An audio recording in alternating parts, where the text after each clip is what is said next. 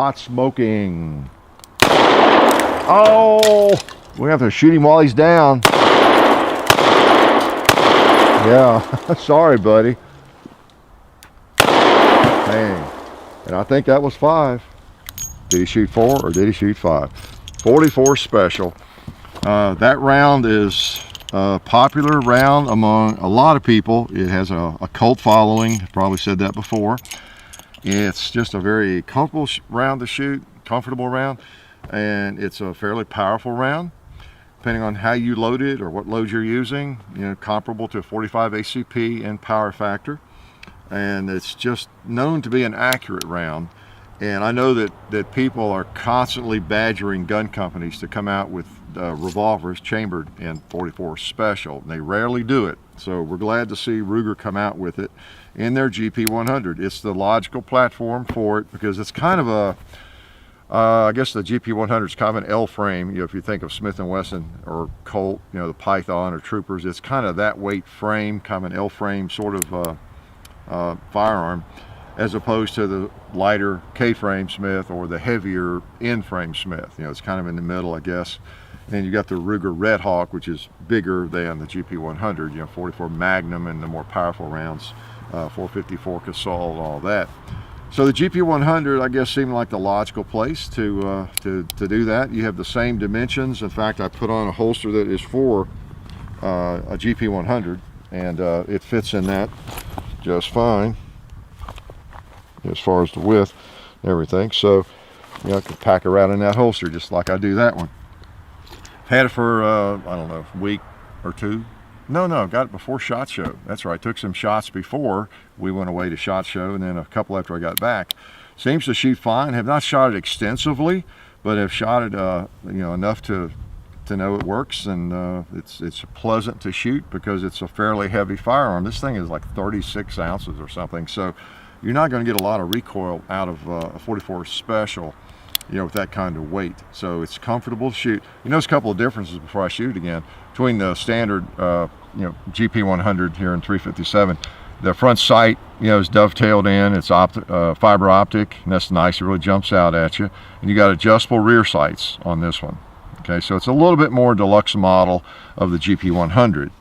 And then the grips are a little different, a little bit longer. I think both grips fit, the smaller grips or these big, these are Hogue. Well, they're Ruger, but I don't know, they're like, I don't know, Hogue makes them for them or not. But it's a little bit longer, so you get a little more cushioning, and they feel good. Now, they're good size, but it's a good size gun. You're not going to carry this in your pocket, so, you know, it's got a nice big grip on it, and it's a fairly heavy firearm. Let's just shoot it a couple of times. Got Federal here, we'll shoot mostly. Got some hand loads, a couple hand loads here, jacketed, just different things. It's hard to find jacketed 44 special rounds. If you don't load them yourself, you might not have any. Let's shoot some more Federal here. All right, I like a 44 special. It's just a nice round. I shoot them on my 44 Magnums, you know, a lot of time. Even in videos, we go back and forth usually. So I've not shot it too much at long range, but why don't we just break in the gong, see if I can figure out where to hold on it. I'll hold right on it, see what happens. All right, popped him somewhere.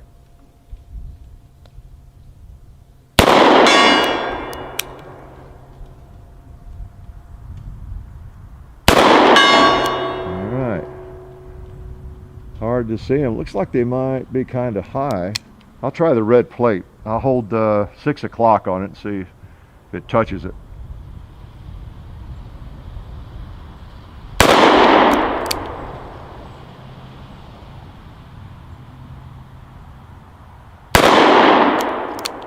I need to bring it down a little more.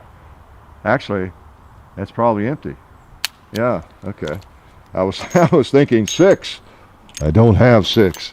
I have 5. Let's try a couple more to red plate, see if I can tell where to hold, get an idea. Even though it's a short barreled revolver, it's not designed for long range maybe, but it's fun to shoot it out there. I'm gonna hold a little bit lower.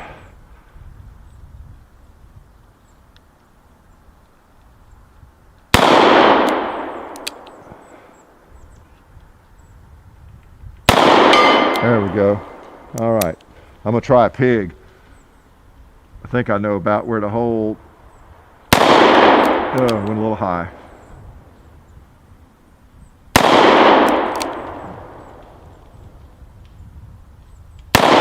Yep, I knew that one felt good. I think I have one more. No, I don't. Okay. Yep, figured out kind of where to hold.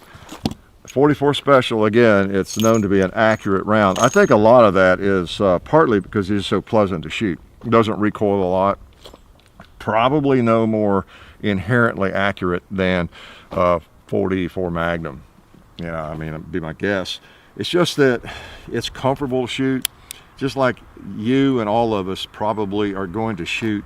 You give me a 44 Magnum here to shoot some targets, and then hand me a 38 Special with wad cutters like 38 Special. I'll probably shoot it a little bit better. A lot of it's just psychological, very little recoil, and that sort of thing.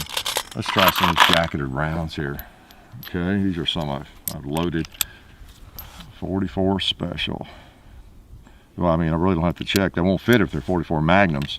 For those of you who don't know that, you could not shoot a 44 Magnum. It would not fit in this cylinder. It'd go in most of the way, but you wouldn't be able to close the cylinder. All right, so there's no risk of shooting a 44 Magnum case in there.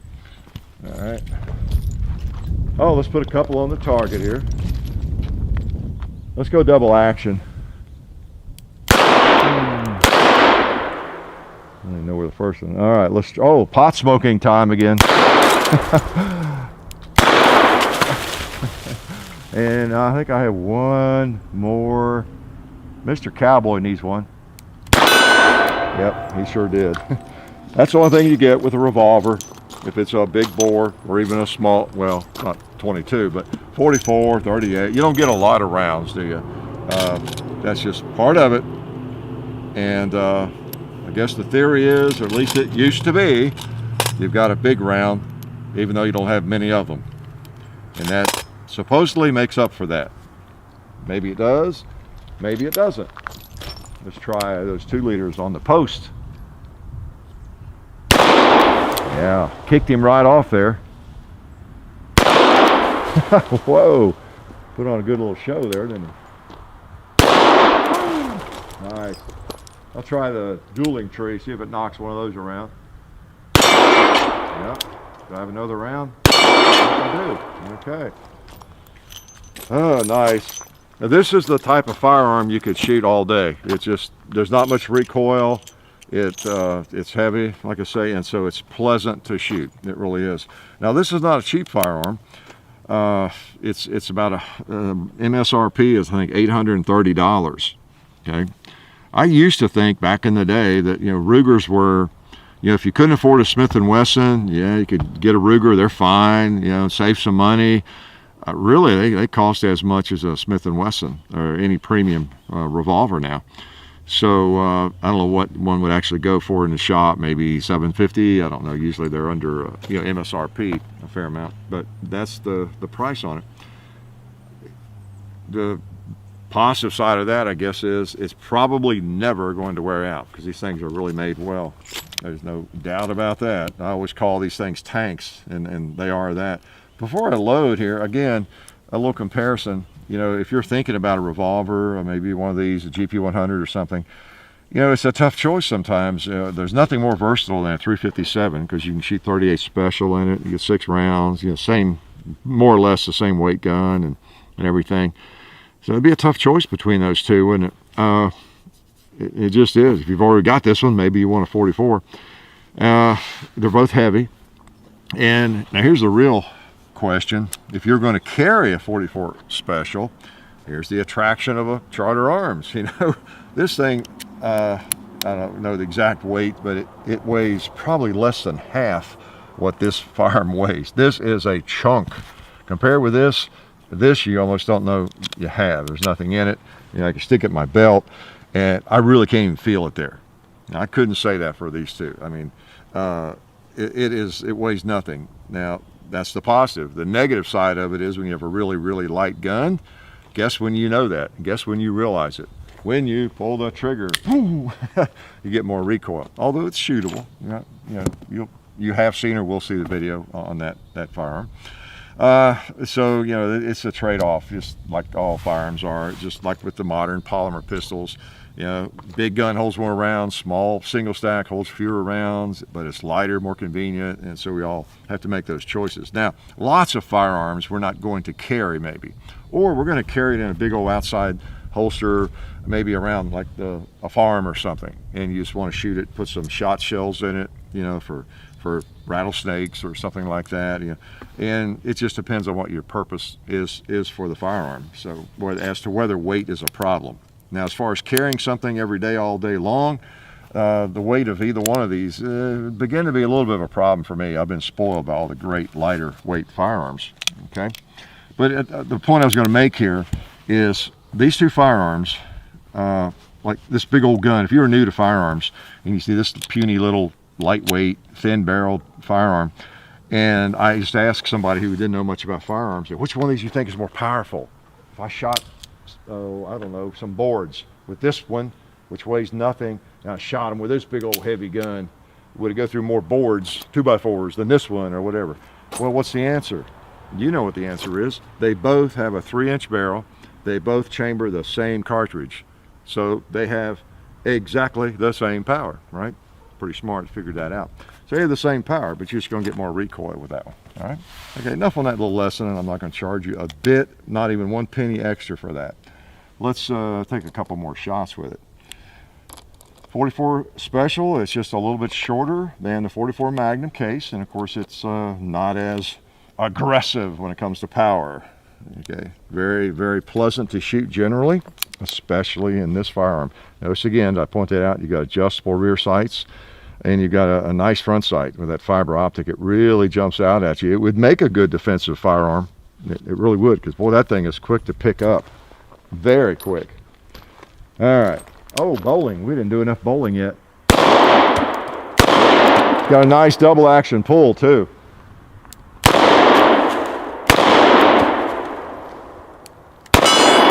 Yeah, really does. It would be a good defensive firearm. You know, if you could carry it, you could handle the weight of it. No doubt about that. And there's a lot of good ammo.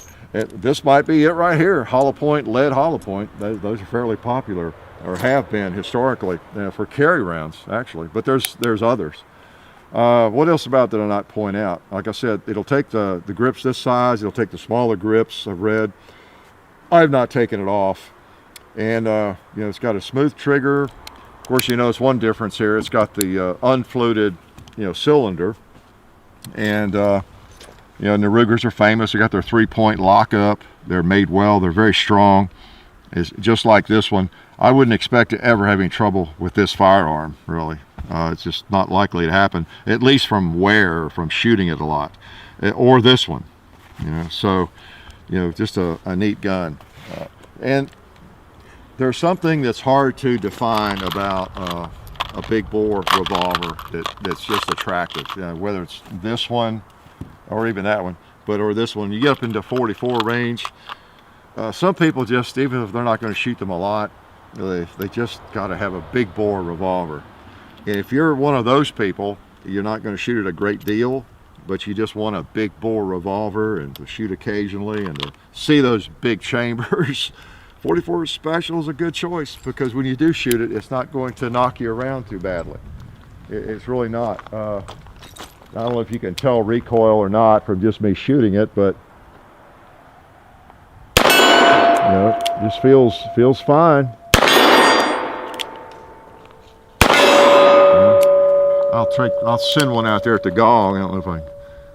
Sometimes it's a little different when you're shooting one hand because your sight's out there further away from you.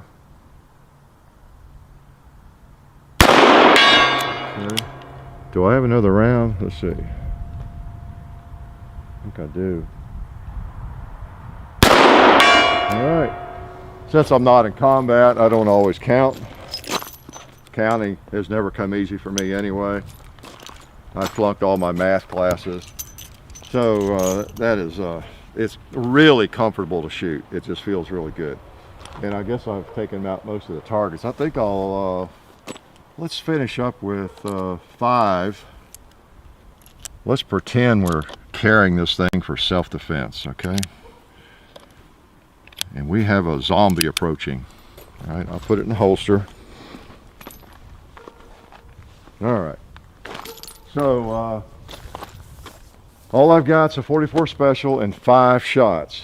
So hopefully it's only one zombie, but I'm going to pull and I'm going to take care of him.